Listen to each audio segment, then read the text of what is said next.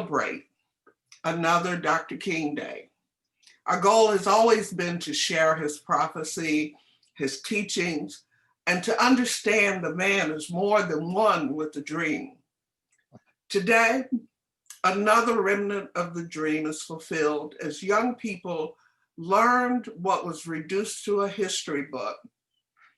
But I'd like for every elder in the audience watching and hearing these young people to remember, we are the bridge. Yes, but we must be more. We must be the living griots, the book of our history too.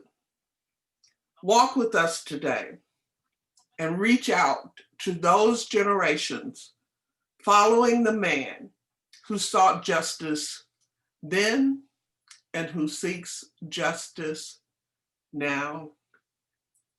We begin.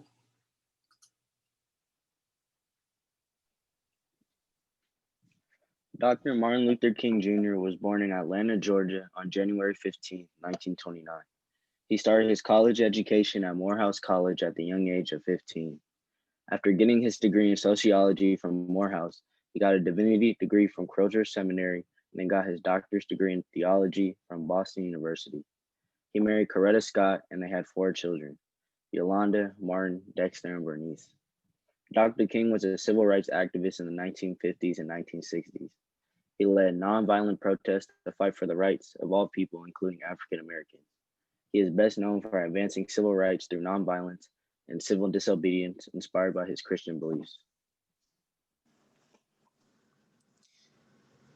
Dr. King participated in and led Black rights, desegregation, labor rights, and other basic civil rights. He gave many powerful speeches that spoke to the injustices and racism of this country.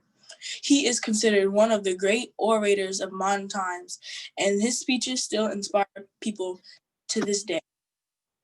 In 1963, Martin Luther King Jr. helped organize the famous March on Washington. Over 250,000 people attended to this march to address issues such as anti-segregation in public schools, protection from the police abuse, and to get laws passed that would prevent discrimination in employment. It was at this march where Dr. King gave his renowned I Have a Dream speech. Today, in honor of Dr. King's 92nd birthday, young people across America will read this iconic speech as we remember, I have a dream.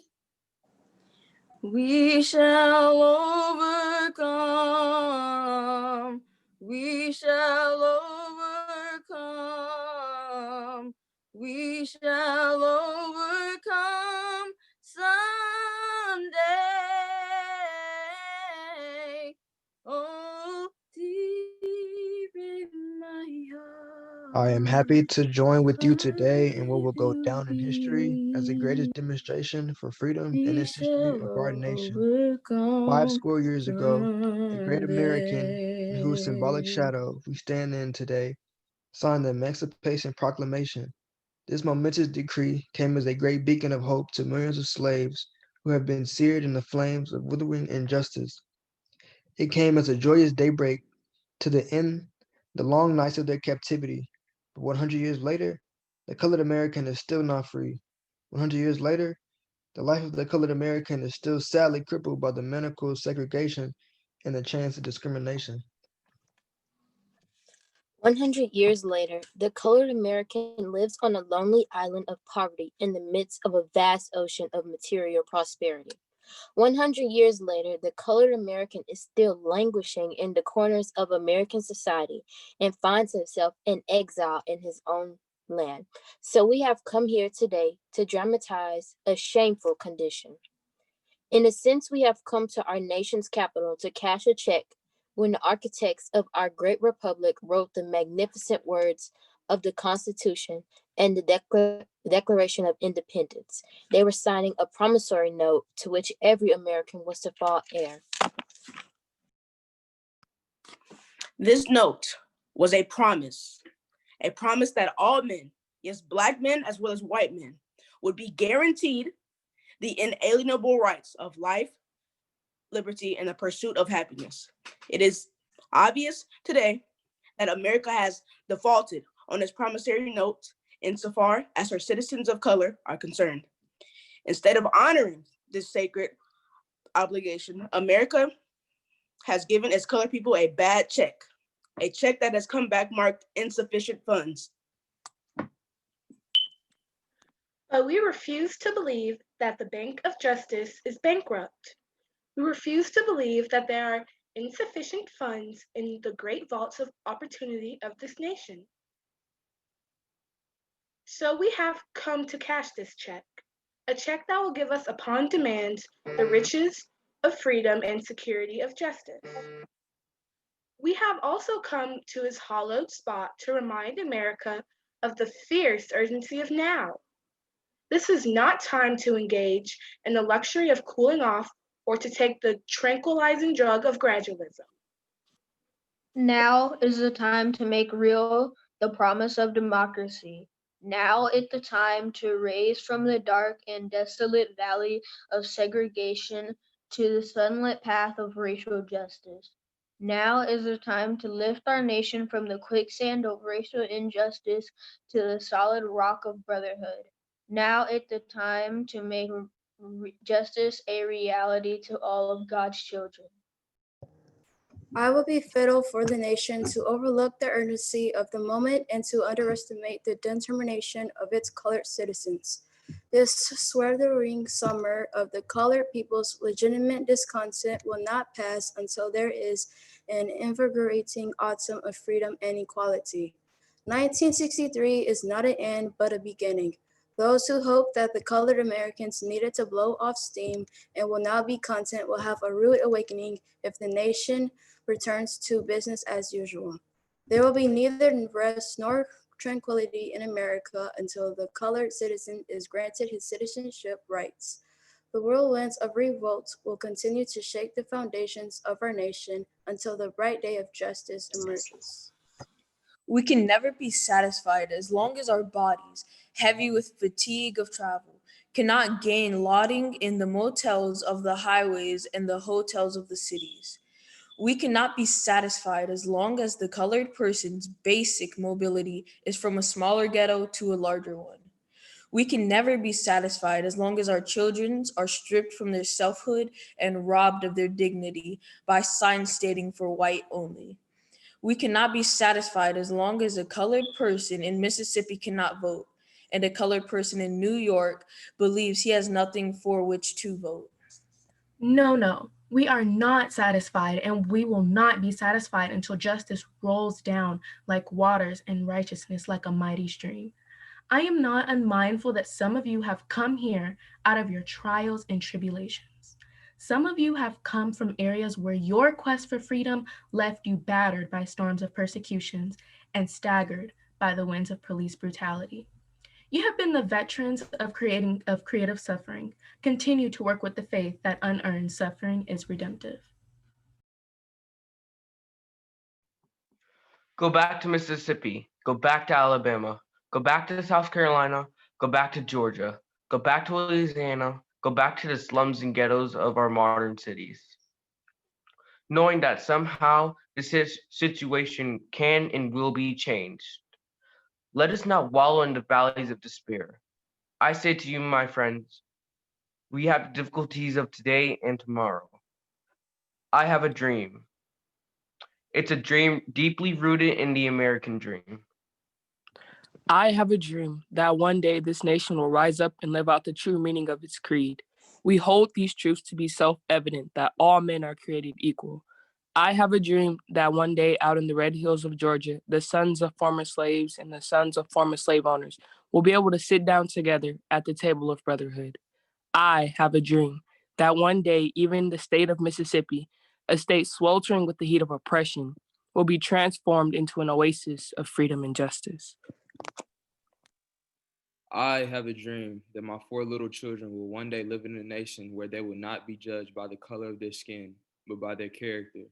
I have a dream today. I have a dream that one day down in Alabama, with its vicious racists, with its governor having his lips dripping with the words of interposition and nullification, that one day, right down in Alabama, little black boys and black girls will be able to join hands with little white boys and white girls as sisters and brothers.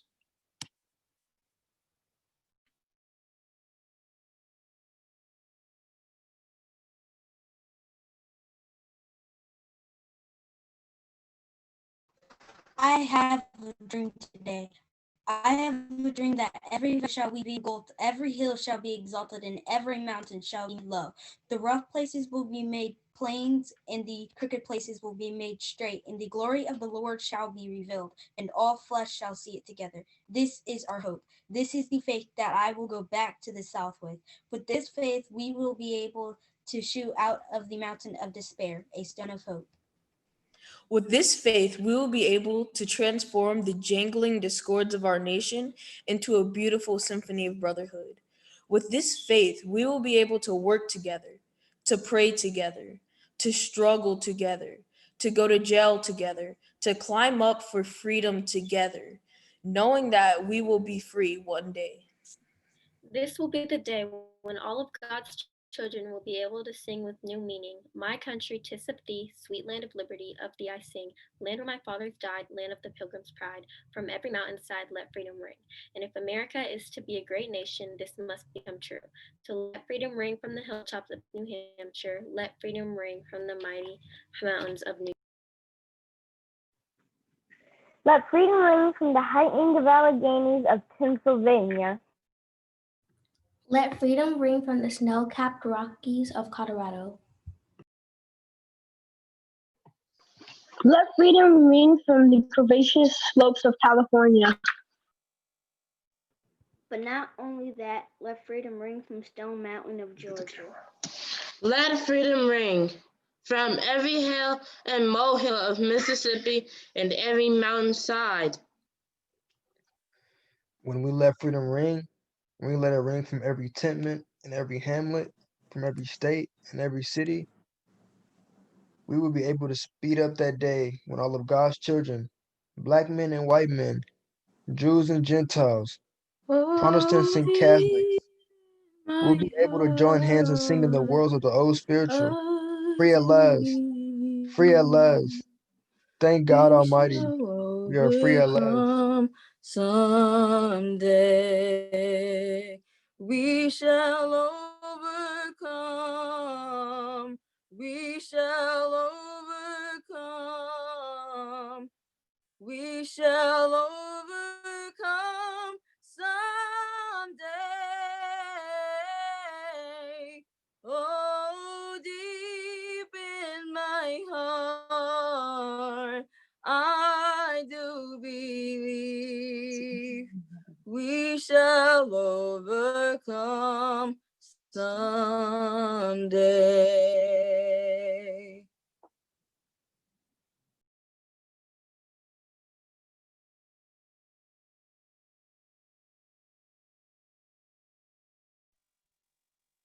Capital insurrections, Black men and women failed by police executions.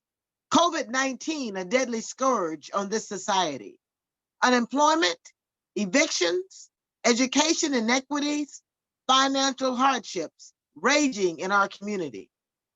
In these pandemic times, there are so many issues we face.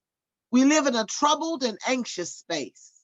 Yet, I hope you really listen to the prophetic words of Dr. Martin Luther King, for they speak to the challenges we are facing today. His words resonated in 1963, and in 2021, he still has prophetic words to say. Let us not wallow in the valley of despair, I say to you, my friends. We have difficulties of today and tomorrow. These truths are real. This we do know. Our children today have so eloquently read his compelling words, and we are so proud. They showed up and showed out as they marvelously represented the words. Say it loud, I'm Black and I'm proud. Take what you heard today and let his words resonate in your spirit.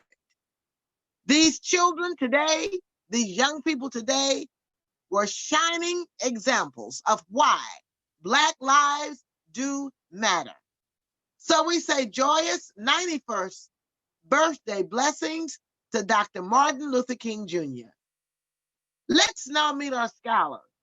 We say Asante Sana, thanks to you for participating, and we congratulate you for doing a marvelously fantabulous job. And as I call out your name, please give me your full name, your age, your grade, and where you live. Jamar? I'm Jamar Jordan. I'm 16. I'm a junior in high school, and I live in Fairfield, California. Xavier? Huh? I'm 11, and I'm Xavier Hobbs, and I'm 11. I'm in 5th grade, and I live in Forney, Texas. Emery? Hi, my name is Emery Codrington. I just turned 8 today. Today's my birthday, and I live in Houston. And a joyous birthday blessings to you, Emery. We're going to sing the song to you when we finish. Siva Cole. Don't sing it. Don't sing it. Stop. Don't sing it. All right. We won't sing it. Whatever you're doing, stop. Jamal. Hi, my name is Jamal Lucas. I'm 17. I'm 12th grade, and I live in Arlington, Texas. Shinori. Hello, my name is Shamari Koname. I'm 13 in 8th grade, and I live in Houston, Texas. Malik. Hi, my name is Malik Guillory. I'm 13. I'm in 8th grade, and I live in Missouri City. Jayla.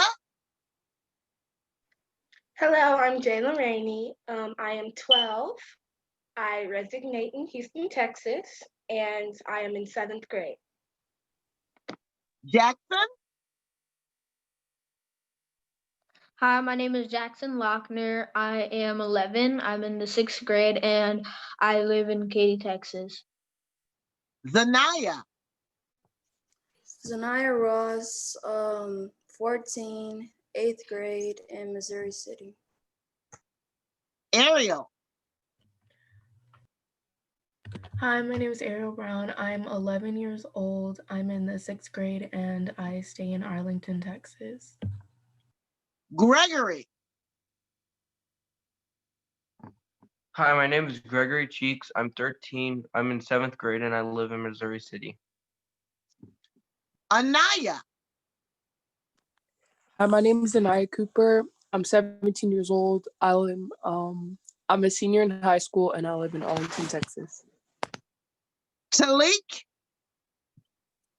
Hi, my name is Talik Evans. I'm 16 years old. I'm in 11th grade, and I stay in Pearland, Texas. Zay.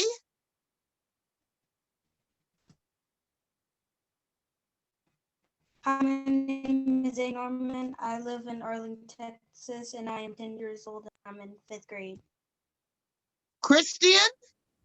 Hi, my name is Christian Lochner. I'm 13. I'm in the 8th grade, and I live in Katy, Texas. Ariza.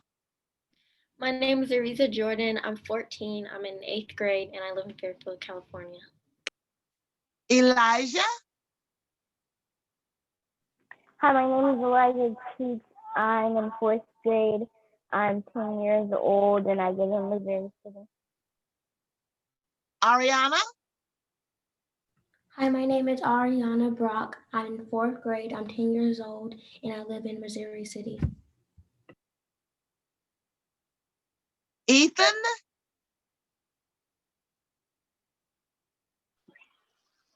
My name is Ethan Green, and my age is 9, and I'm 3rd grade, and I'm from Katy, Texas. Normaya.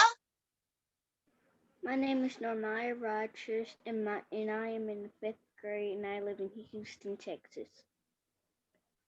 And Peyton. Hello, my name is Peyton Gregory. I'm 12 years old. I'm in 7th grade and I live in the 5th Ward and Missouri City. Right. Those are our scholars. We hope you have truly, truly enjoyed this.